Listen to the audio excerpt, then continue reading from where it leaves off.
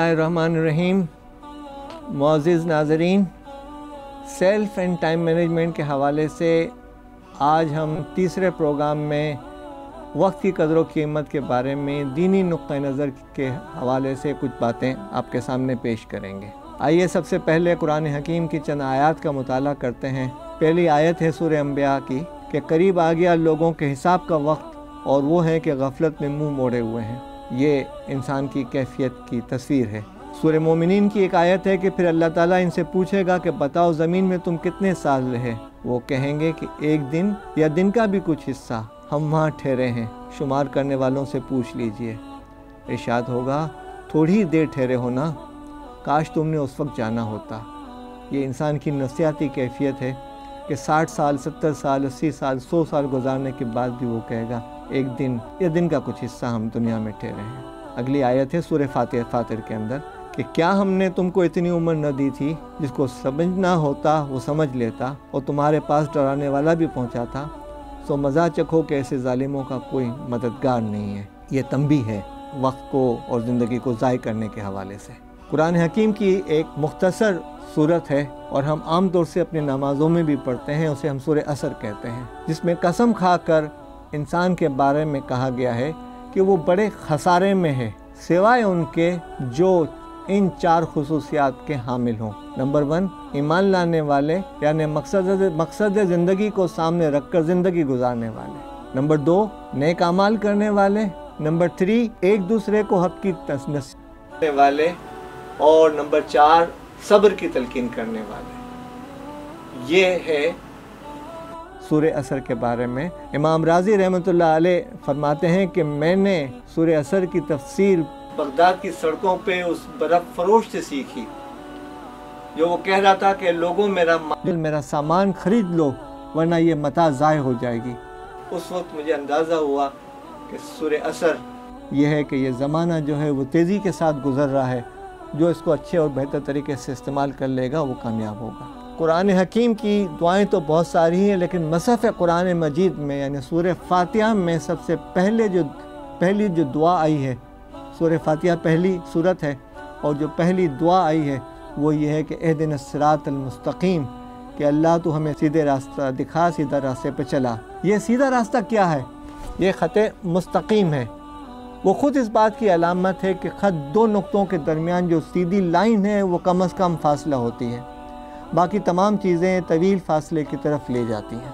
सीधे रास्ते पर चलने के क्या फ़ायदे हैं? एक तो वो सीधा रास्ता होता है, सीधी सोच होती है, सीधी बात होती है, सीधे मामलात होते हैं। इन चारों चीज़ों का फ़ायदा क्या होता है? फ़ायदा ये है कि हम अपनी मंजिल पर जल्द पहुँच जाते हैं। हदीस है कि 2 नेमतें ऐसी हैं कि जिनसे लोग कमा हक़्क़हू फ़ायदा नहीं उठाते, और वो हैं सेहत और फुर्सत वक्त। आपके सर में दर्द हो रहा है, आप लोगों से कह रहे हैं कि आज मेरे सर में बहुत दर्द है, लेकिन साल में 364 दिन आप सही रहे, तो आप तो किसी से नहीं कह रहे थे कि मैं सेहतमंद हूँ। तो ये जो है नेमत जो सेहत है, उससे हम फ़ायदा नहीं उठाते। और फुर्सत वक्त जो है, और उसका अंदाज़ा आपको उस वक्त होता है जब आप किसी एमरजेंसी में मुब्तला होते हैं और आपको फौरी तौर से कहीं पहुँचना होता है। उस वक्त आपको अपने औकात की फुर्सत का अंदाज़ा होता है।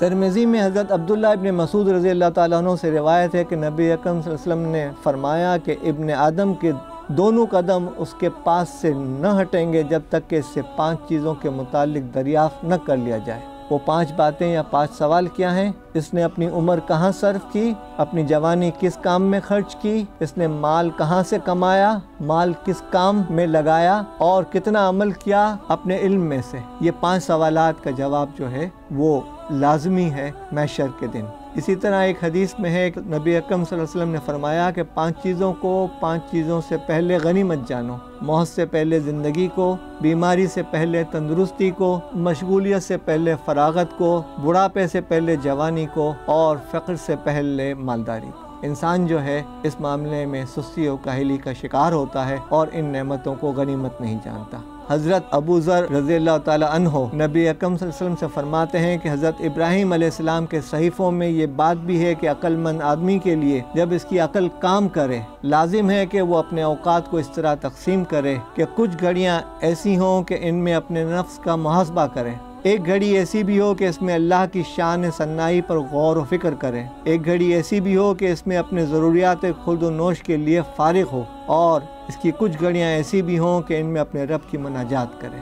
اور یہ بھی فرمایا کہ اور عقل مند آدمی کا کام ہے کہ رخت سفر نہ باندھے مگر 3 چیزوں کے لیے، پہلی آخرت کے توشے کے لیے، دوسری معاش کے سلسلے میں کاروبار کے لیے، اور تیسری ایسی لذت کے حصول کی خاطر جو حرام نہ ہو۔ اب ہم آتے ہیں صحابہ اکرام رضوان اللہ علیہم اجمعین کے اقوال کی طرف۔ پہلا قول ہے حضرت ابوبکر رضی اللہ تعالیٰ عنہ کا کہ انسان کو تو اپنی عمر کے اس دن پر آنسو بہانے چاہیے جو گزر جائے اور اس میں اس نے کوئی نیکی نہ کی ہو۔ حضرت عمر رضی اللہ تعالیٰ عنہ قول ہے کہ اے اللہ، ہم آپ سے زندگی کی ساعت کی بہتری اور اوقات عمر میں برکت کا سوال کرتے ہیں۔ آپ کا ایک اور قول ہے کہ میری طبیعت پر یہ بات بڑی گراں گزرتی ہے کہ جب میں کسی کو بالکل فارغ دیکھوں کہ نہ وہ دین کے کام میں مشغول ہو نہ دنیا کے کام میں۔ حضرت علی رضی اللہ تعالیٰ عنہ کے فرمانے کہ یہ ایام تمہاری عمروں کے صحیفے ہیں، اچھے اعمال سے ان کو دوام بخشو۔ ان کا ایک اور قول ہے کہ ہر دن کے کام کو اسی دن کر لو، اس لیے کہ آنے والا دن اپنے لیے دیگر کام لے کر آئے گا۔ ان کا ایک اور قول ہے کہ آج کا دن عمل کا موقع ہے، حساب کل ہے، اس روز عمل کی مہلت نہیں ملے گی۔ ایک اور صحابی کا قول ہے کہ ہمیں اس دن سے زیادہ کسی دن پر نادم نہیں ہونا چاہیے جو میری عمر سے کم ہو جائے اور اس میں میرے عمل میں اضافہ نہ ہو سکے۔ دن اور رات کی گردش تمہاری عمر کم کر رہی ہے اور تم عمل میں کیوں سست ہو۔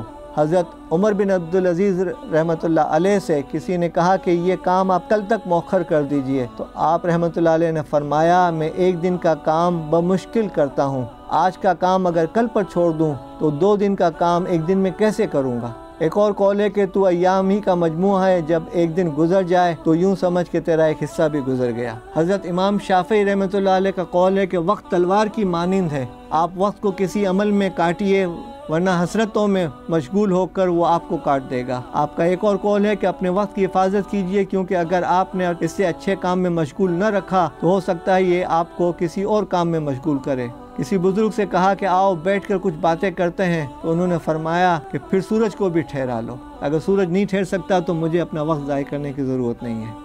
حضرات، یہ اقوال تھے ہمارے بزرگوں کے اور دینی نقطہ نظر سے یہ گفتگو تھی۔ انشاءاللہ اگلے پروگرام میں ہم آپ کو بتائیں گے کہ ہم وقت کیسے گزارتے ہیں۔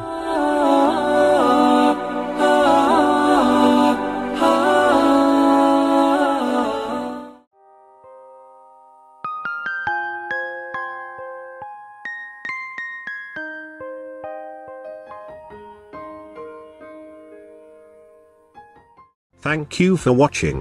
You can follow us on given links and subscribe our channel for more information. The Redolent. We are your promotional bridge.